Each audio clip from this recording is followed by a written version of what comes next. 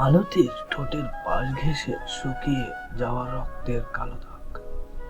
সোফার উপর বসে মালতী ফোঁপাচ্ছে। ক্রমাগত অনিন্দ্য তার নিজের রুমে মালতীর সঙ্গে ভীষণ কাছাকাছি ছিল। যখন হঠাৎ করে ফোনে মেসেজ এলো এবং সেটা দেখা মাত্রই তাকে এক প্রকার ছুঁড়ে ফেলে দেয় অনিন্দ্য। টাল সামলাতে না পেরে বেড সাইডে টেবিলের সাথে গিয়ে আঘাতপ্রাপ্ত হয় ঠোঁট জোড়া। জানালায় সিংহের ন্যায় বড় থাবা ফেলে ফোঁস ফোঁস নিঃশ্বাস ছাড়ছে অনিন্দ্য। মেঝেতে অবহেলায় পড়ে আছে ভাঙাচোরা ফোনটা। এই ফোনটা কয়েক মিনিট আগেও ঠিকঠাক ছিল, কিন্তু তিহার পাঠানো ছবি তার সইতে না পেরে তাকে অচ্ছেড়ে মাটিতে ফেলেছে অনিন্দ্য। সেই থেকেই ভীষণ বিক্ষিপ্ত মেজাজ নিয়ে বসে রয়েছে সে। এতদিনের সম্পর্কের সময় তার হাতটাও ধরতে দিতে চায়নি তিহা, আর আজ অন্য একজন পুরুষের অধর কিনা তার কপাল ছুঁয়েছে। ব্যাপারটা কোনোভাবেই হজম হচ্ছে না অনিন্দ্যর কাছে। তার ইচ্ছে করছে এক্ষুনি তিহাকে ছিনিয়ে নিয়ে আসতে। তিমিরাচ্ছন্ন আকাশের দিকে চেয়ে নিজের রাগটাকে সংবরণ করলো সে। মাথা কিছুটা ঠান্ডা হলে বুঝতে পারলো ওই লোকটা তিহার স্বামী। তার তো পূর্ণ অধিকার আছে তিয়াকে স্পর্শ করার। অনিন্দ্য হাঁটু মুড়ে দেওয়ালে ঠেসে দিয়ে বসলো। কেন সে ওদের ভয়ে তিয়াকে দূরে ঠেলে দিল? কেন করলো এমনটা? চাইলেই তিয়াকে নিয়ে চলে যাওয়া যেত এত দূরে, যেখানে সে আর টিহা বাদে কেউ থাকতো না। কেউ তাদেরকে আলাদা করতে পারতো না। কিন্তু তারা তবুও কি তারা পিছু ছাড়তো? যদি সত্যি সত্যি টিহাকে মেরে ফেলতো? অনিন্দ্যর মাথায় জট পাকায়। সে মাথা নিচু করলে এক ফোঁটা গরম জল হাতের উপর পড়লো। অনিন্দ্য চমকে উঠে আবিষ্কার করলো সে কাঁদছে। টিহা বলল, আপনি তো ভীষণ পাজি লোক, এবার শান্তি হয়েছে আপনার? চুলগুলো হাত খোপা করতে করতে প্রশ্ন ছড়ে টিহা। তার চোখে মুখে হাসির ঝিলিক। একটু আগে যে মেয়েটা ভেউ ভেউ করে কাঁদছিল তা বোঝার উপায় নেই এখন আর। আদ্র হঠাৎই অন্যরকম কণ্ঠে বলে উঠল, খোলাই তো ভালো ছিল, বাঁধতে গেলে কেন? গরম লাগছে আমার, আপনি বুঝবেন না, আপনার তো ছোট ছোট চুল। বলে কাওয়ার থেকে একটা থ্রি পিস বের করে বাথরুমে ঢুকে যায় টিহা। যদি খেয়াল করতো তবে হয়তো বুঝতে পারতো তার অপর পক্ষ, যে কিনা দুদিন আগেও ছিল তার অজানা, সে প্রেমে পড়েছে, কঠিন প্রেমে পড়েছে। আদ্র ছোট্ট একটা নিঃশ্বাস ফেলল। মুখের ভিতর সৃষ্ট আলোড়ন সে ঠিক ঠিক টের পাচ্ছে। কিন্তু আফসোস হয়, এই মেয়েকে কিভাবে বোঝাবে সে কথা? এই মেয়ে আদৌ অতীত ভুলে আদ্রর সঙ্গে একটা স্বাভাবিক জীবন যাপন করবে কি? আদ্র তিহার ভালোবাসা চায় না, শুধু চায় তিহা ভালো থাকুক, তিহা তার থাকুক, আজন্ম একসঙ্গে বাঁধা থাকুক দুজনে। এত ছোট্ট চাওয়া, তবুও পূরণ হবে কিনা কে জানে। চাঁদ মিলিয়ে গেছে, মিটি মিটি তারকারাজি শেষ রাত পর্যন্ত আলো দিয়ে যাবে।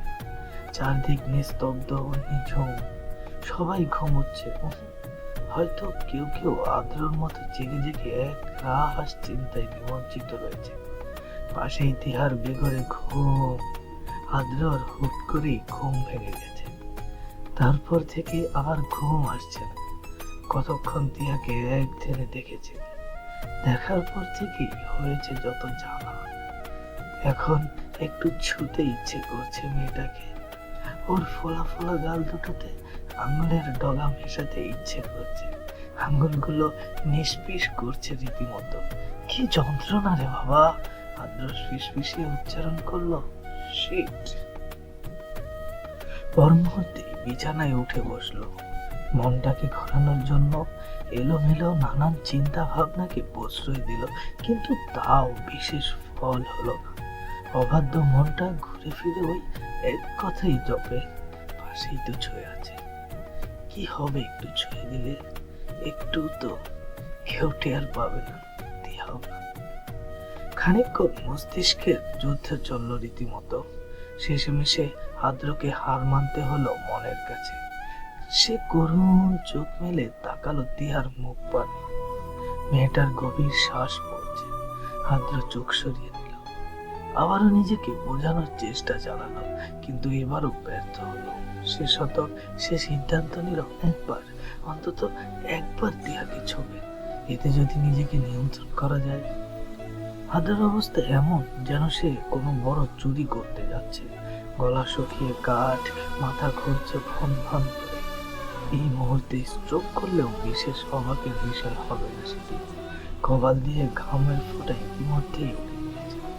কয়েক সেকেন্ডের নীরবতা, তারপর চোখ মুখ খিচে এক প্রকার দ্রুত গতিতে টিয়া গাল ছুটে দিয়ে একটা অঘটন ঘটাইয়া বসে বোকা ছেলেটা। আস্তে ছোঁয়ার বদলে এত জ্বরে ছুঁয়ে ফেললো যে টিয়ার ঘুম ছুটে গেল। চোখ মেলে থাকাতেই আদ্রর চোখে চোখ পড়ল। সেকেন্ড তিনেক দুজনেই থম মেরে বোঝার চেষ্টা করলো আসলে হচ্ছেটা কি। এরপর দুটো ঘটনা ঘটলো। আদ্র ঝড়ের গতিতে হাত সরিয়ে নিল এবং টিহা আগাম সুনামির সংকেত স্বরূপ চিল্লানি দিয়ে উঠল। ভেবাচেকা আদ্র দ্রুত তার মুখ চেপে ধরে অপরাধী কণ্ঠে বললে উঠল, মাফ চাই। আস্তে চিল্লাও প্লিজ, কেউ শুনলে ভাববেটা কি। টিহা আদ্রর হাতের ভিতর কামড় বসিয়ে দিল, খুব জোরে না, আবার খুব আস্তেও না। আদ্র চটচট দিয়ে হাত সরিয়ে নিল।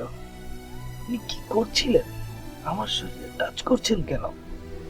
আদ্র ভেবাচেকা খেয়ে বলল, আমি তো মশাটাকে মারার জন্য। টিহা বলল, মশা? মশারিটা মারার পরেও মশা এসেছে আমার গালে? আদ্র চোপসানো গলায় বলল, কেন, মশারির ভিতরে কি ঢুকতে পারে না নাকি? আরে তুমি তো জানো না মশাদের কত নিনজা টেকনিক আছে। এরা কয়েল জ্বালানোর পরেও বেঁচে থাকে। মশারির এই ছোট্ট ছোট্ট ফুটো দিয়েও কি করে যেন ঢুকে যায়। এসব টেকনিক তুমি বুঝবে না। টিয়াকে বিভ্রান্ত দেখা। আদ্রের কথাগুলো সে বিশ্বাস করলো কিনা ঠিক বোঝা গেল না। ওদিকে আদ্র সেকেন্ডে সেকেন্ডে ঢোক গিলছে, নিজের অবাধ্য আর বেহায়া মনকে ইচ্ছে মতো গালাগাল করছে। আজ এই বেটার জন্যই এরকম একটা পরিস্থিতির শিকার হতে হলো। না, এই মনকে আর প্রশ্রয় দেওয়া যাবে না। দেখা যাবে কোনোদিন টিয়ার হাতে মাইর খাইয়ে তবেই মানবে। টিয়া বলল, আমার আপনার কথা বিশ্বাস হচ্ছে না, আপনি মিথ্যে বলছেন। আদ্র বলল, কি? আমি মিথ্যে বলছি? আমি মিথ্যে বলছি না টিহা, তোমার গালে মশা বসেছিল, সেটাকে মারতেই। তখন টিহা বলে উঠল, আচ্ছা মানলাম, তো এই ভোর রাতে আপনি উঠে বসে আছেন কেন? আমার গালে কখন মশা পড়বে তা দেখতে? আদ্র মিনমিন করলো, ঠিক কি উত্তর দিবে এবার বুঝতে পারছে না। টিহা মুচকি হাসলো, বলল, শুনুন, এসব টেকনিক বাদ দিন। মশার চাইতেও বড় নিনজা টেকনিক তো আপনি জানেন দেখছি। আপনি যে কলেজের ছাত্র, আমি ওই কলেজের মাস্টার। কিন্তু আদ্র একেবারেই ভেবাচেকা খেয়ে গেল। সে কিছুই বুঝতে পারছে না। সে বলল, মানে? তখন টিয়া বলল, হ্যাঁ, আপনি মাত্র প্রেমে পড়েছেন মশাই, আর আমি বহু আগেই একজনের প্রেমে পড়ে হাত পা সব ভেঙে লোলা হয়ে বসে আছি। আদের মনটা নিমিষেই খারাপ হয়ে গেল। সে আর কিছু না বলে পাশ ফিরে শুয়ে পড়ল। টিয়াও শুয়ে পড়ল। হঠাৎ টিয়া বলে উঠল, আমি আবারও বলছি, আমার তরফ থেকে কবে একটা সুস্থ স্বাভাবিক সংসার পাবে আমি জানি না। আমি আপাতত যে স্টেজে আছি সেই স্টেজটাকে উপভোগ করতে চাই। একটু বিরহেও সুখ আছে, যদি তা উপভোগ করতে পারে। আমাকে দিয়ে যদি বসায় থাকুক এই বিয়ে নামক বন্ধন, নয়তো ছেড়ে দিতে পারেন আদ্র সাহেব।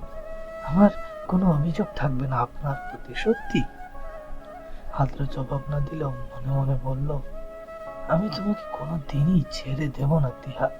বৈধ সম্পর্কের জোর কতটুকু তা বোধহয় তোমার জানা নেই। মনে রেখো, তুমি প্রেমে পড়েছিলে কিন্তু সঠিক ভালোবাসাটা পাওনি, আর সেটাই আমি তোমাকে দেব। তোমাকে বোঝাবো ভালোবাসার শক্তি কতটুকু। ভালোবাসাকে পৃথিবীর কোনো শক্তি এত সহজে ভেঙে দিতে পারে না।